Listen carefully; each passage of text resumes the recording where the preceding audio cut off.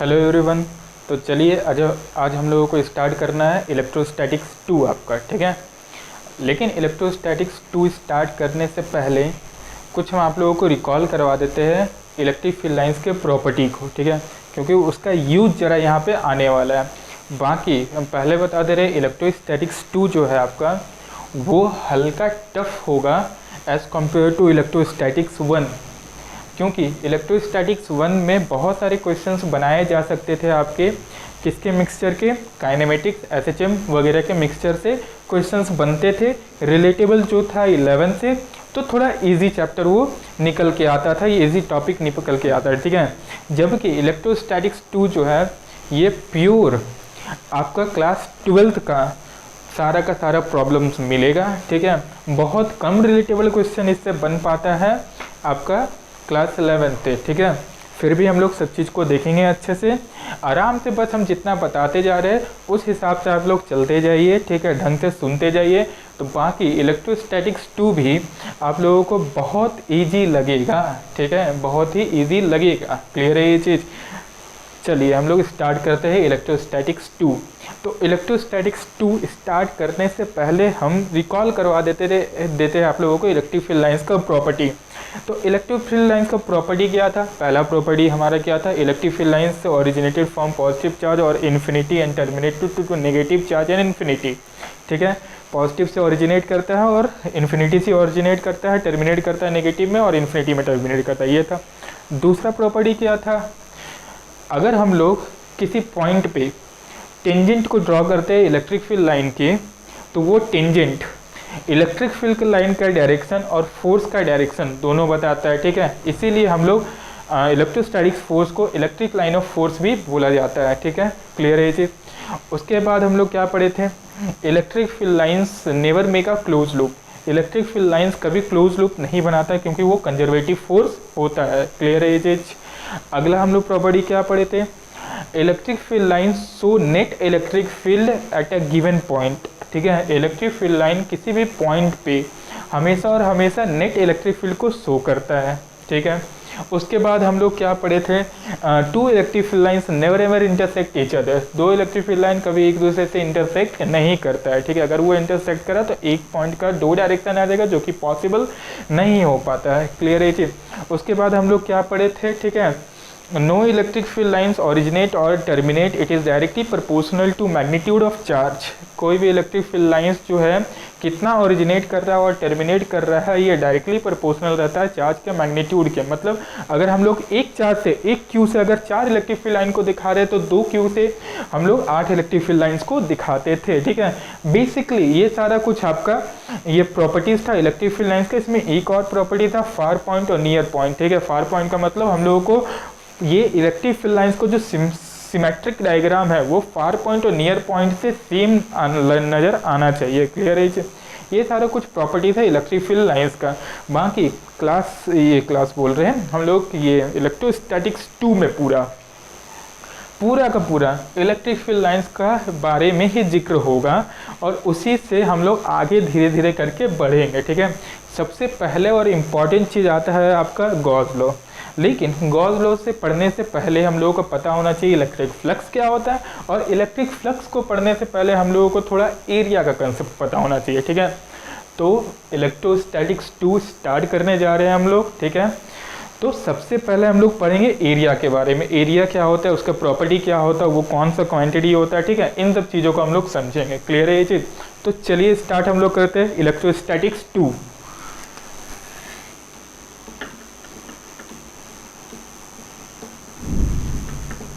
Electrostatics 2, clear है चीज़? Electrostatics 2 में सबसे पहले हम लोग किसको डील करना है? एरिया को डील करना है। क्लियर है चीज़? एरिया क्या होता है, ठीक है। एरिया क्या होता है, हम लोग क्लास 11th में ये पढ़े हुए थे, कि आप लोग भी ये पढ़े हुए होंगे, ठीक है। एरिया कौन सा क्वांटिटी होता है, ज़रा सोचिए। एरिया आपका स्केलर क्वांटिटी होता है या वेक्टर क्वांटिटी होता है, ठीक है। तो ये क्लास 11th में हम लोग पढ़े हुए थे, area is a vector quantity, ठीक है। एरिया कौन सा क्वांटिटी होता है? वेक्टर क्वांटिटी होता है। अब वेक्टर क्वांटिटी होता है मतलब इसका सर वेक्टर क्वांटिटी का मतलब ये अराइज होता है कि एरिया का मैग्नीट्यूड तो होगा ही, जो हम लोग बचपन से लिखते आते हैं, लेंथ इंटू ब्रेथ करके, half into base into height करके, half into sum of parallel side into height करके, ठीक है। और बहुत सारे फॉर्मूला आता था एरिया का, surface area, lateral surface area, सबका बेसिकली मैग्नीट्यूड लिखते थे। हाँ भाई इतना एरिया आया है मैग्नीट्यूड में, इतना स्क्वायर यूनिट्स उसका ये आपका यूनिट आया है, क्लियर है ये चीज़, ऐसे हम लोग लिखा करते थे। फर्दर हम लोग डायमेंशन का कभी, डायरेक्शन का कभी हम लोगों को यूज़ नहीं आया, इसलिए डायरेक्शन को हम लोग नहीं दिखाते थे, ठीक है। लेकिन मोस्टली एरिया वेक्टर का जो यूज़ है वो आपका यहीं पढ़ने वाला है, इलेक्ट्रोस्टैटिक्स 2 में और गॉस लॉ में, क्लियर है ये चीज़, ठीक है। गॉस लॉ को एक्चुअली बुक में रटवाया जाता है, लेकिन हम जैसे बता रहे हैं आप लोग वैसे चले तो एकदम रटना इस चीज़ को नहीं पड़ेगा, क्लियर है ये चीज़, फील आ जाएगा एक्चुअली गॉस लॉ होता क्या है, पूरा फील करवा देंगे, ठीक है। तो सबसे पहले एरिया, ठीक है। अगर हम लोग मान लीजिए आप लोगों से पूछे, मान लीजिए, ठीक है, इसका एरिया निकालिए, ये मान लीजिए आपका एक रेक्टेंगल होगा, ए बी सी डी, ये 3 मीटर का होगा, ये 4 मीटर का होगा, ठीक है। इस रेक्टेंगल का हम लोग पूछ रहे हैं एरिया बताइए, क्लियर है चीज़, इस रेक्टेंगल का एरिया बताइए। जबकि हम लोग कंसिडर कर ले रहे हैं ना, ये एक्स एक्सेस होगा, ये वाई एक्सेस होगा, सॉरी ये हमारा एक्स एक्सेस होगा और ये जेड एक्सेस होगा, क्लियर है चीज़, ये एक्स एक्सेस है, ये वाई एक्सेस है और इसका परपेंडिकुलर क्या है आपका, जेड एक्सेस कहीं रहा होगा, क्लियर है चीज़, इसके परपेंडिकुलर क्या रहा होगा आपका, जेड एक्सेस रहा होगा एरिया वेक्टर में, क्लियर है यहाँ तक। तो हम पूछे इस वाले का एरिया बताइए, एरिया क्या होना चाहिए भाई, बढ़िया अच्छा बात है। सबसे पहले इसका अगर मैग्नीट्यूड का बात करें तो बचपन से करते आ रहे, इसमें कोई बड़ा बात नहीं है, क्लास 2 का स्टूडेंट, 1 का स्टूडेंट भी ये चीज़ निकाल सकता है, एरिया इस वाले ट्रायंगल का, रेक्टेंगल का सॉरी क्या रहा होगा, ठीक है। तो हम लोग एरिया का बात कर रहे हैं, तो अगर मॉड का बात करें एरिया का, तो मॉड हम लोग आराम से निकाल सकते हैं, कितना हो जा रहा है, ये 12 हो जा रहा है, हम लोग को दिख रहा है 12 मीटर स्क्वायर हो जाएगा, कोई दिक्कत नहीं होना चाहिए, आया समझ में।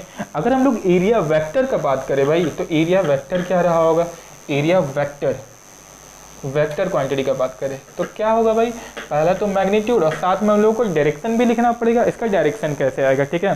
तो हम लोग ये पढ़े हुए थे, जो डायरेक्शन होता है एरिया वेक्टर का वो क्या होता है भाई, परपेंडिकुलर टू द प्लेन होता है, क्लियर है ये चीज़, एरिया वेक्टर के परपेंडिकुलर होता है, मतलब कि ये फील कीजिए, जैसे मान लीजिए ये बोर्ड है, इस बोर्ड का हम बोले आप लोगों को एरिया कैलकुलेट कीजिए, ठीक है। तो आप लोग एरिया इस बोर्ड का कैसे कैलकुलेट करेंगे, इसका लेंथ को इसके ब्रेथ से मल्टीप्लाई करके एरिया निकाल सकते हैं आप लोग, इसके लेंथ के इसके ब्रेथ को मल्टीप्लाई करके एरिया का मैग्नीट्यूड और वैल्यू फाइंड आउट करा जा सकता है, क्लियर है। लेकिन हम पूछे इस वाले बोर्ड का डायरेक्शन क्या होगा, ठीक है।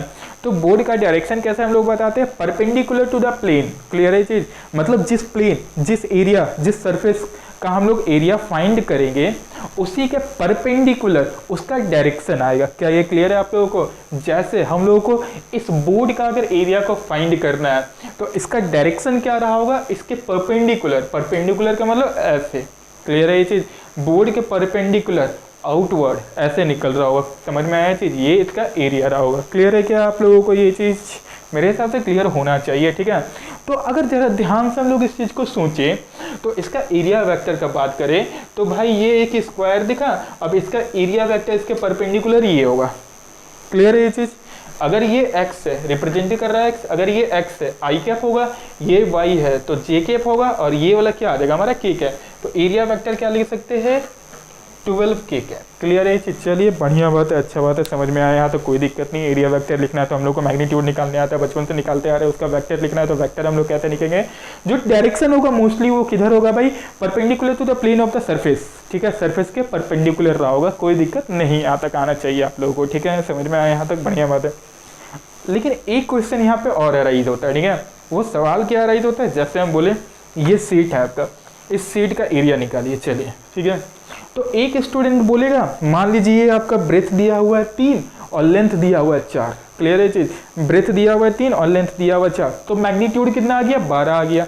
अब हम 2 स्टूडेंट है मेरे पास, ठीक है, हम ए से पूछे, पहले स्टूडेंट से पूछे बताओ इसका एरिया कितना आना है, ठीक है, तो वो बोला सर इसका एरिया जो है वो आएगा आपका 12, लेकिन जो इसका डायरेक्शन होगा एरिया वेक्टर का perpendicular to the plane of the paper जो कि के कैप होगा, क्लियर है ये चीज़, हम लोग यहाँ से निकाल सकते हैं ना, ये लेंथ है, ये ब्रेथ है, तो ये हो गया टोटली 12।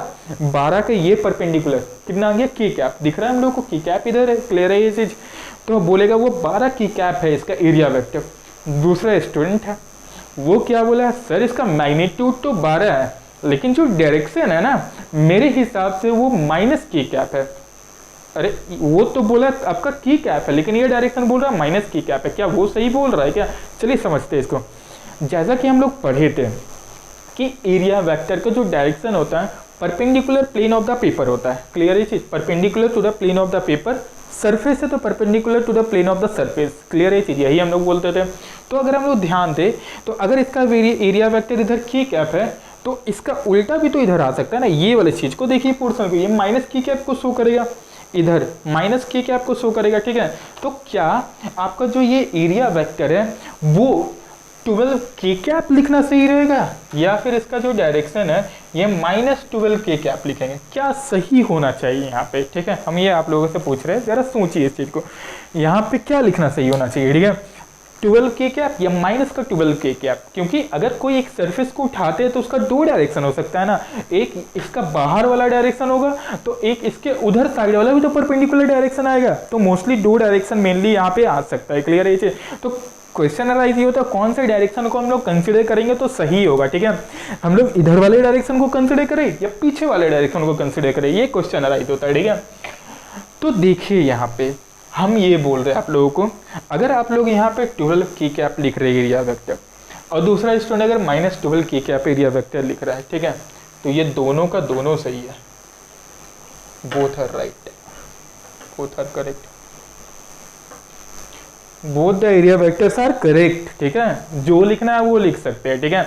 लेकिन जिधर हम लोग डायरेक्शन को कंसीडर करेंगे, जैसे एक स्टूडेंट रहा होगा ए, तो उस डायरेक्शन को इधर को पॉजिटिव के कब कंसीडर करा या फिर इस वाले प्लेन का डायरेक्शन इधर कंसीडर करा, तो पूरी क्वेश्चन के लिए जो प्रॉब्लम सॉल्व कर रहा होगा वो, ठीक है, तो उस पूरी क्वेश्चन के लिए इसका एरिया वेक्टर इधर ही लेगा, क्लियर है चीज। हम ये बोल रहे हैं मतलब कि ये अगर हम लोग पूरा सवाल सॉल्व करें क्वेश्चन वहाँ पे एरिया वेक्टर के यूज है मल्टीपल टाइम्स, ठीक है, तो जहाँ जहाँ एरिया वेक्टर आएगा वो हमेशा एरिया वेक्टर इसको इधर ही कंसिडर करेगा। ऐसा नहीं करेगा कि पहला स्टेप अगर आया तो उसमें एरिया वेक्टर ये दिखा रहा है तो दूसरा स्टेप में एरिया वेक्टर को शो करना है तो पीछे वाला ले लिया, ले हो गया चौपट, पता चला आंसर आ गया 0/0, क्लियर है ये चीज। वैसे हम लोगों को नहीं करना है एक्चुअली, ठीक है। मतलब कि हम लोग जिधर एरिया वेक्टर कंसिडर करेंगे दोनों ही सही होगा। फर्दर आप लोग इधर कंसिडर करिए पीछे कंसिडर करिए, वो मैटर नहीं करता, ठीक है। जिधर कंसिडर करना आप लोग कर सकते हैं कंसिडर, लेकिन जिस एरिया वेक्टर को हम लोग कंसिडर करेंगे पूरे क्वेश्चन के लिए उसी डायरेक्शन को लेके चलेंगे, और जब भी एरिया वेक्टर पूरे क्वेश्चन में निकालना पड़ेगा तो उसी डायरेक्शन को हम लोग लेके चलेंगे, उसी डायरेक्शन को स्ट्रिक्ट रहेंगे, उसी डायरेक्शन पे स्ट्रिक्ट रहेंगे हम लोग, क्लियर है ये चीज, आ रहा होगा आप लोगों को समझ में, ठीक है। एक दो प्रॉब्लम आप लोगों को देते हैं, आप लोग ट्राई कीजिए उसका एरिया वेक्टर क्या होना चाहिए, ध्यान दीजिएगा, ठीक है। मान लीजिए हम बोले ऐसा स्क्वायर है, क्लियर है चीज, ये स्क्वायर है, इसका जो मानना है आप लोग मान सकते हैं, ठीक है। इसका रेडियस क्या दिया हुआ है, r दिया हुआ है, ठीक है। चलिए बताइए इसका एरिया वेक्टर क्या होगा, ध्यान से, ठीक है। पहले मैग्नीट्यूड बता दीजिए, तो एरिया वेक्टर का मैग्नीट्यूड क्या होगा भाई, क्या सबको पता है, πr² होता है, ठीक है।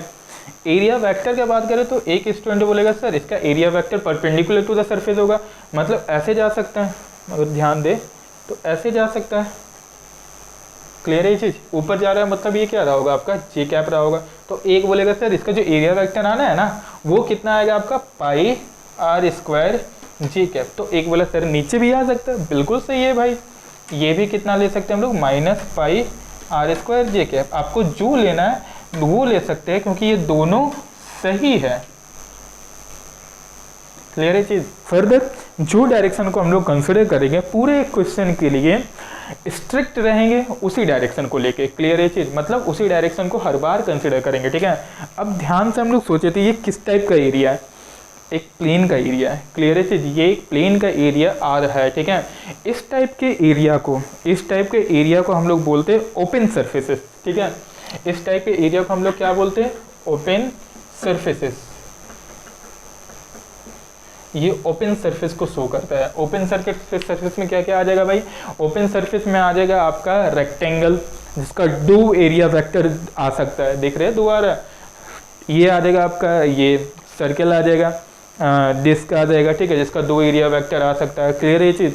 उसके बाद ट्राइंगल आ जाएगा, ट्रेपीजियम आ जाएगा, ठीक है, रेक्टेंगल आ जाएगा, स्क्वायर आ जाएगा, ठीक है, ये सारा का सारा रोम्बस आ जाएगा। ये सारा का सारा क्या हो जाएगा आपका, किस टाइप का एरिया वेक्टर होगा या किस टाइप का सरफेस होगा, ओपन सरफेस बोलते हैं, ठीक है। तो याद रखिएगा ओपन सरफेस का 2 एरिया वेक्टर आ सकता है, ठीक है, हम लोग को दिख रहा है 2, लेकिन हम लोग कौन सा लेंगे, दोनों में से कोई भी ले सकते हैं, लेकिन पूरे क्वेश्चन के लिए उसी एरिया वेक्टर के साथ हम लोग स्ट्रिक्ट रहेंगे। क्लियर है ये चीज़, आया यहाँ तक समझ में? मेरे हिसाब से आप लोगों को ये समझ में आ रहा होगा, ठीक है। तो ये हो गया आपका ओपन सरफेसेस का एरिया। ओपन सरफेसेस का एरिया वेक्टर कितना आता है, 2 आता है। दोनों में से हम लोग कौन कंसिडर करेंगे, कोई भी कंसिडर कर सकते हैं, लेकिन पूरे क्वेश्चन के लिए हम लोग उसी एरिया वेक्टर को कंसिडर करके चलेंगे। क्लियर है ये चीज़, कोई दिक्कत नहीं होना चाहिए मेरे हिसाब से। आया यहाँ तक समझ में? अब क्लोज सरफेस को हम लोग देख लेते हैं। क्लोज सरफेस क्या होता है, क्लोज सरफेस का एरिया वेक्टर कैसे फाइंड कर सकते हैं हम लोग, ठीक है। आप लोग लिख लीजिए ओपन सरफेस का, ओपन सरफेसेस में क्या आ जाएगा, एग्जांपल आ जाएगा आपका, रेक्टेंगल आ जाएगा, स्क्वायर आ जाएगा, रोम्बस आ जाएगा, डिस्क आ जाएगा, ये सारा कैसा आ जाएगा आपका ओपन सरफेसेस में। क्लियर है ये चीज। अगला क्लोज सरफेस, ठीक है, क्लोज सरफेस का एरिया वेक्टर हम लोग को देखना है। क्लोज सरफेस, क्लोज सरफेसेस, ठीक है, क्लोज सरफेस का एरिया वेक्टर हम लोगों को देखना है। क्लोज सरफेस में क्या होता है सर, क्लोज सरफेस का मतलब बेसिकली आपका 3D फिगर, जैसे स्फीयर, आया बात समझ में, क्यूब, क्यूबॉइड,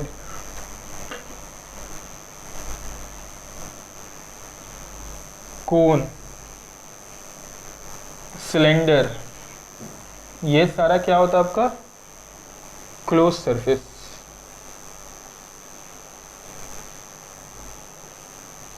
ये सारा क्या हो जाएगा आपका क्लोज सरफेस आ जाएगा। क्लियर है चीज, सारा का सारा क्या आ जाएगा आपका क्लोज सरफेस आएगा। ध्यान दीजिएगा इस चीज को, ये सारा का सारा क्या आ जाएगा आप लोगों का क्लोज सरफेस, ठीक है। तो सर क्लोज सरफेस का एरिया वेक्टर हम लोग कैसे शो करेंगे, ठीक है।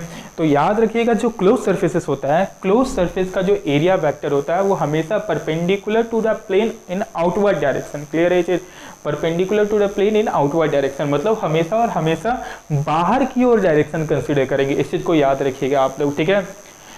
लॉजिक है, हम लोग क्या बोले, अगर ओपन सरफेस रहा तो ओपन सरफेस में एरिया वेक्टर हम लोग कैसे कंसिडर करेंगे, 2 एरिया वेक्टर मिलेगा, दोनों एरिया वेक्टर में से हम लोग कुछ भी कंसिडर कर सकते हैं, लेकिन पूरे क्वेश्चन के साथ उसी एरिया वेक्टर के साथ हम लोग स्ट्रिक्ट रहेंगे, ठीक है। दूसरे, अगर क्लोज सरफेस आ गया तो क्लोज सरफेस में क्या होगा, हम लोग एरिया वेक्टर को perpendicular to the plane consider करेंगे इन आउटवर्ड डायरेक्शन, ठीक है। आउटवर्ड डायरेक्शन का मतलब बाहरी ओर, ठीक है, जो एरिया वेक्टर आएगा वो बाहर की ओर आएगा। क्लियर है ये चीज, मेरे हिसाब से आप लोगों को समझ में आ रहा होगा। मतलब अगर ये स्फीयर है तो इसका एरिया वेक्टर कैसे कंसिडर करेंगे हम लोग, outward, outward, in outward direction, ठीक है। Outward direction n cap direction होगा, एन कैप डायरेक्शन होगा, ठीक है। Outward direction n cap, outward direction n cap. Clear है चीज, परपेंडिकुलर होगा और आउटवर्ड होगा, परपेंडिकुलर एन कैप, ठीक है, परपेंडिकुलर एन कैप। क्लियर है चीज, परपेंडिकुलर एन कैप समझ में आ रहा होगा मेरे हिसाब से आप लोगों को। परपेंडिकुलर एन कैप इस पर कंसिडर करना है तो perpendicular n cap, perpendicular n cap, perpendicular n cap, perpendicular n cap. इसको शो करना है तो perpendicular n cap, perpendicular n cap, perpendicular n cap, where n cap is the direction of area vector. Clear है ये चीज, perpendicular हमेशा होगा और कैसा होगा, आउटवर्ड। देखिए इसके अंदर भी हो सकता था इसके अंदर हो ऐसे ऐसे ऐसे ऐसे, लेकिन हम लोगों को अंदर वाला डायरेक्शन नहीं लेना है। हम लोग हमेशा और हमेशा किधर का डायरेक्शन लेंगे, बाहर वाला डायरेक्शन लेंगे, ठीक है। बाहरी ओर का जो डायरेक्शन आएगा उसको कंसीडर करेंगे। क्या ये आप लोगों को समझ में आ रहा है? मेरे हिसाब से आप लोगों को समझ में आ रहा होगा, यहाँ तो कोई दिक्कत नहीं होना चाहिए। क्लियर है ये चीज़ आप लोगों को, ठीक है।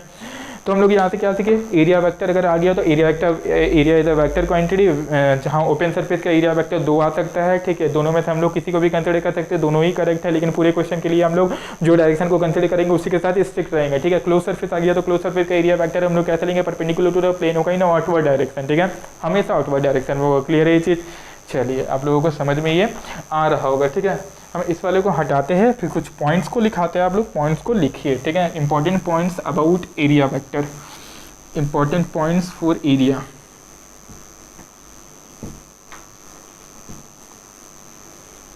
important points for area।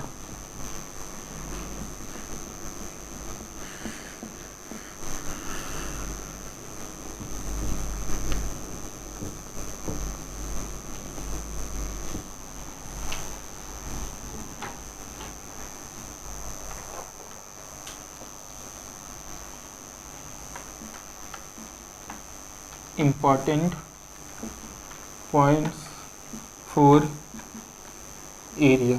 ठीक है, पहला पॉइंट क्या है आपका, area is a vector quantity, area is a vector quantity, आप लोग को ये याद रखना है। ठीक है, दूसरा पॉइंट क्या याद रखना है, direction of area vector, direction of area vector is always perpendicular to the surface. दूसरा पॉइंट। तीसरा पॉइंट आप लोगों को क्या याद रखना है, हमेशा चाहे वो ओपन सरफेस हो क्लोज सरफेस हो, हमेशा परपेंडिकुलर टू द सरफेस रहेगा। ठीक है, फॉर ओपन सरफेस एग्जाम्पल लिख लीजिए अगर लिखना है तो। ठीक है, एग्जाम्पल में लिख लीजिए square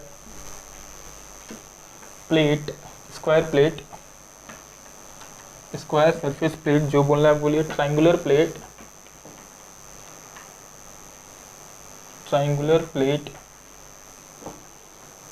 rectangular plate,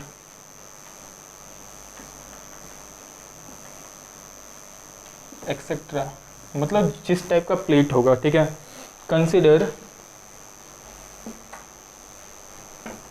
one perpendicular direction, एक परपेंडिकुलर डायरेक्शन कंसिडर करें, जैसे वहाँ के कैप और माइनस की कैप आ रहा था, तो उनमें से कोई एक कंसिडर करें। ठीक है, हम जैसे बोले थे as area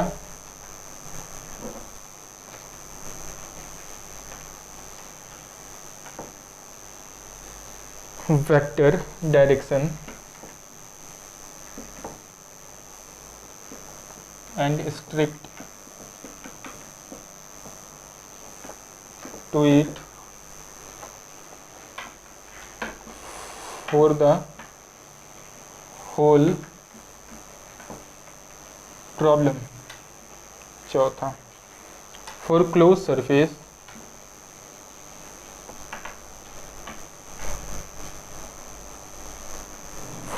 surface consider outward normal or outward direction as area vector direction. Clear है चीज़, इतने पॉइंट्स आप लोगों को याद होने चाहिए। ठीक है, क्लियर है चीज़, इतना पॉइंट्स याद होना चाहिए। चलिए और एक पॉइंट हम यहाँ पे दे ही देते हैं। अगर हम बोले जैसे कि मान लीजिए ये आपका एरिया वेक्टर है, how to calculate area vector.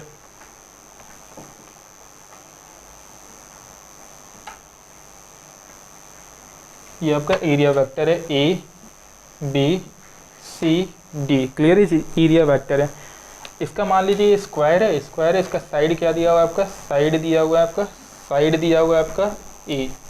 Clear है चीज़, ये स्क्वायर है और साइड कितना दिया हुआ है आपका A दिया हुआ है। ठीक है, साइड कितना दिया हुआ है A। तो हम पूछे एरिया वेक्टर का मैग्नीट्यूड बताइए, तो कितना रहा होगा, ये A स्क्वायर रहा होगा। ठीक है, या फिर हम मान लेते हैं ना, स्पेशल केस क्यों ले, square is a special case. मान लीजिए कुछ और रहा होगा, ये साइड आपका B रहा होगा, ये साइड A रहा होगा, रेक्टेंगल रहा होगा। ठीक है, रेक्टेंगल रहा होगा, साइड AB होगा। ठीक है, तो जो एरिया का मॉड आ जाएगा वो आ जाएगा AB। क्लियर है, स्क्वायर भी मान सकते, कोई फर्क उससे नहीं पड़ने वाला है। ठीक है, स्पेशल की इस बात हो जाएगा वो।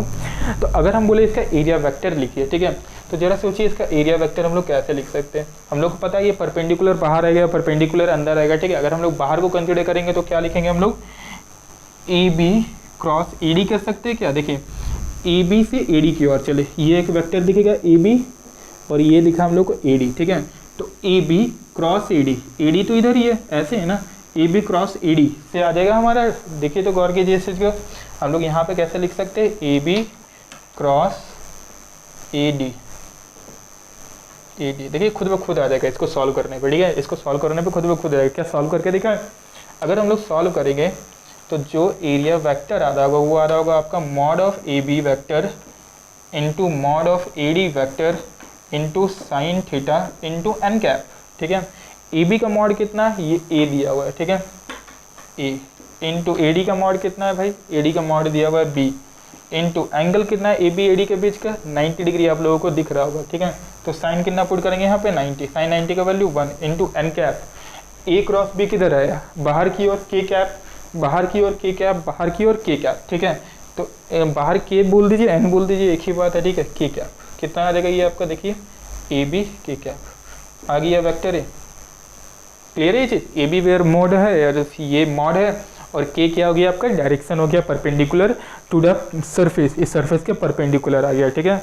तो अगर एरिया वेक्टर निकालना है तो हम लोग कैसे निकाल सकते हैं, we calculate area vector by using cross product, ठीक है।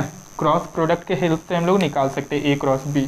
क्लियर है ये चीज़, इसको 6 पॉइंट लिख लीजिए, ठीक है। एरिया वेक्टर कैसे निकाल सकते हैं हम लोग, a B cross A d करके। क्लियर है चीज़, एरिया वेक्टर आराम से आपका निकाला जा सकता है कैसे, a B cross A d करके। क्लियर है चीज़। तो चलिए एक बार पॉइंट्स को हम रिकॉल करवा दे रहे, कौन कौन सा पॉइंट है। पहले area is the vector quantity, दूसरा एरिया वेक्टर का डायरेक्शन हमेशा और हमेशा परपेंडिकुलर टू सरफेस होगा, तीसरा तुम्हारा आपका अगर हम लोग ओपन सरफेस ले रहे हैं जैसे कि रेक्टेंगुलर प्लेट हो गया, स्क्वायर प्लेट हो गया, ट्रायंगुलर प्लेट हो गया, तो हम लोग डायरेक्शन दोनों में से कोई भी चूज कर सकते हैं, जहाँ पे हम लोग स्ट्रिक्ट रहेंगे एक डायरेक्शन को लेकर पूरे प्रॉब्लम के लिए, ठीक है।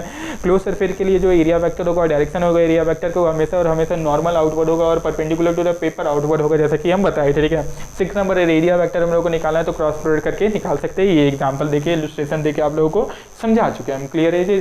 तो ये पूरा एरिया वेक्टर का कुछ इंपॉर्टेंट पॉइंट्स हैं, इसको आप लोग नोट करें, तो हम लोग फर्दर एरिया वेक्टर का कुछ कैलकुलेशन को देखेंगे, ठीक है। इस वाले को हम हटाते हैं, फिर एरिया वेक्टर का जो कैलकुलेशन होता है उसको सॉल्व करने का पहले आप लोग खुद से कोशिश कीजिएगा, फिर देखिएगा वो सही आ रहा है या नहीं आ रहा है, ठीक है।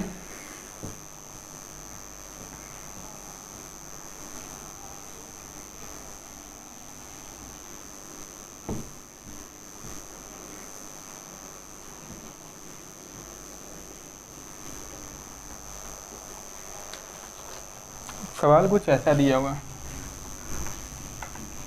ये y है, ये x है, ये z है,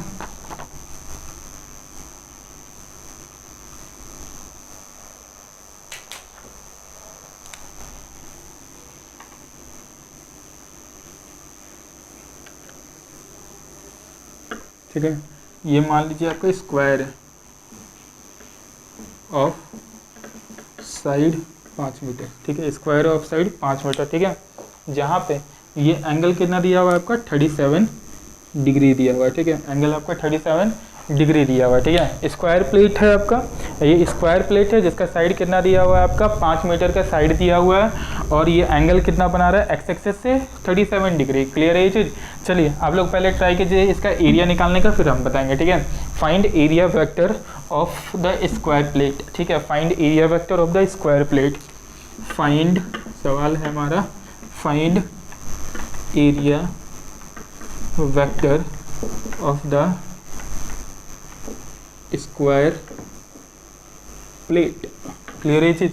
इस स्क्वायर प्लेट का एरिया वेक्टर आप लोग फाइंड कीजिए, ठीक है। पहले खुद से ट्राई कीजिए, फिर हम बताते हैं इस वाले को आप लोगों को। चलिए अब हम बताते हैं इसे, ठीक है। गौर कीजिएगा, हम लोग को एरिया वेक्टर निकालना है ना, एरिया वेक्टर निकालना है, ठीक है। तो आराम से हम लोग निकाल सकते हैं, हम लोगों को पता है यहाँ पे एरिया वेक्टर जो होता है वो कैसे निकाल सकते हैं, जो एरिया वेक्टर होता है वो निकाल सकते हैं आपका a B cross A d करके आराम से। क्लियर है ये चीज़ इस वाले में। तो सबसे पहले नामकरण कर देते हैं हम लोग, ये ए रहा होगा, ये बी रहा होगा, ये सी रहा होगा और ये डी रहा होगा, ठीक है। तो मतलब हम लोग को क्या चाहिए यहाँ पे, A B cross A D ही चाहिए ना। तो किसी तरीके से हम लोग ए बी वैक्टर और ए डी वैक्टर फाइंड कर ले तो मेरा काम हो जाना है। क्लियर है ये चीज़। अगर साइड दिया है 5 मीटर, तो जरा सोचिए ये वाला कितना रहा होगा आपका 5 मीटर रहा होगा। 5 का ये कॉस कंपोनेंट आएगा और ये साइन कंपोनेंट आएगा, ठीक है। ये एक्स में जाएगा और जेड में जाएगा, वाई वाला 0 होगा। तो ये कोऑर्डिनेट क्या नजर आएगा हम लोगों को, जरा समझिए तो। ये आ जाएगा 4,0,3, ठीक है।